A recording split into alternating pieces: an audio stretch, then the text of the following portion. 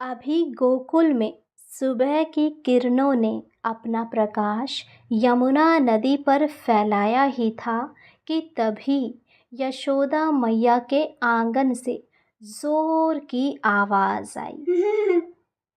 वो आवाज क्या थी? आइए सुनते हैं आज की ये जन्माष्टमी की प्यारी सी कथा। गोकुल में हर सुबह की तरह मैया यशोदा घर के कामों में व्यस्त थी।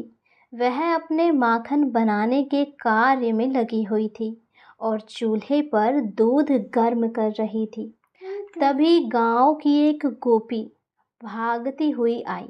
उसके चेहरे पर नाराजगी और माथे पर शिकन थी। उसने मैया से शिकायत की, अरे ओ यशोदा, तुम्हारा कान्हा बड़ा नटखट है। उसने आज फिर हमारे घर में घुसकर माखन चुरा लिया और हमारी मटकियां तोड़ दी।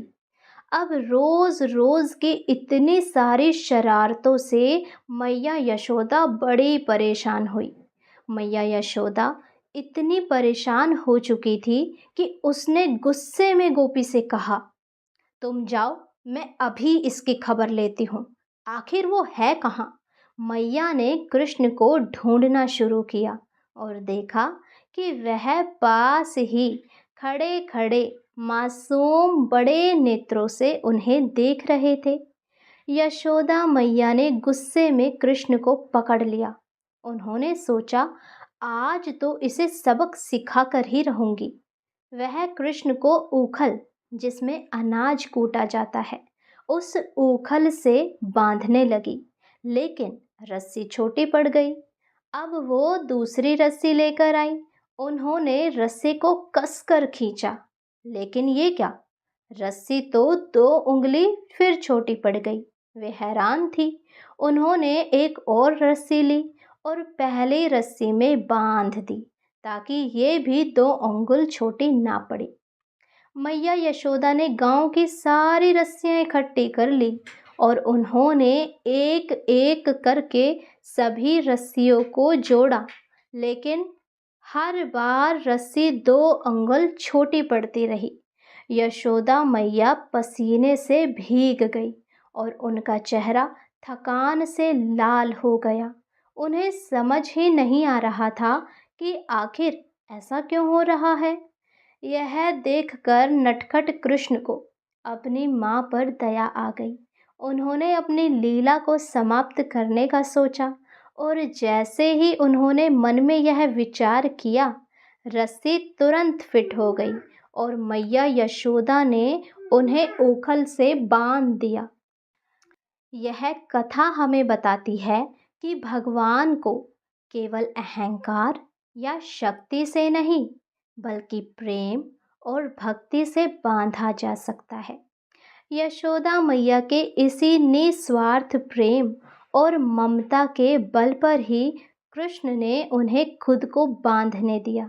इस लीला को दामोदर लीला भी कहते हैं, जहाँ दाम का अर्थ है रस्सी और उदर का अर्थ है पेट। यह कहानी दिखाती है कि कैसे भगवान भी अपने भक्तों के प्रेम के आगे हार मान लेते हैं। एक और कथा आती है श्री कृष्ण और उनके सखा भद्रा की। वृंदावन की सुबह थी और सभी ग्वाल बाल खेल रहे थे, पर भद्रा बेचैन होकर हर गली हर कूचे में अपने प्रिय मित्र कृष्ण को ढूंढ रहा था। उसके मासूम मन में डर था कि कहीं कोई राक्षस कृष्ण को फिर से परेशान न कर रहा हो। वह अपने दोस्त श्री दामा से पूछता है, क्या तुमने मेरे कृष्ण को देखा है? श्री दामा उसकी चिंता पर हंस देता है। भद्रा निराश होकर मधुमंगल के पास जाता है, पर वो भी खी खी करके हंस रहा है और भद्रा का मजाक उड़ाता है। भद्रा को लगता है कि सभी निर्दयी हो गए हैं, क्योंकि किसी को कृष्ण की पड़ी ही नहीं। आखिरकार भद्रा अपने बड़े भाई बलराम जी के पास पहुंचता है। बलराम जी मुस्कुराते हैं और भद्रा से पूछते हैं, भद्रा, कृष्ण तुमसे दूर कैसे हो सकते हैं? भद्रा यह सुनकर हैरान होता है और एकदम से पीछे मुड़कर देखता है। वहाँ ठीक उनके पीछे नटखट कृष्ण पूरे समय खड़े थे और उसकी बेचैनी देखकर मंद मंद मुस्कुरा रहे थे। इस कहानी का यह सार है कि हम भी अक्सर जीवन की परेशानियों में भगवान को हर बार ढूंढते हैं, जबकि वे हमेशा हमारी परछाई की तरह हमारे भीतर और साथ होते हैं। तो ये थी श्री कृष्ण की नटखट बाल लीलाएं।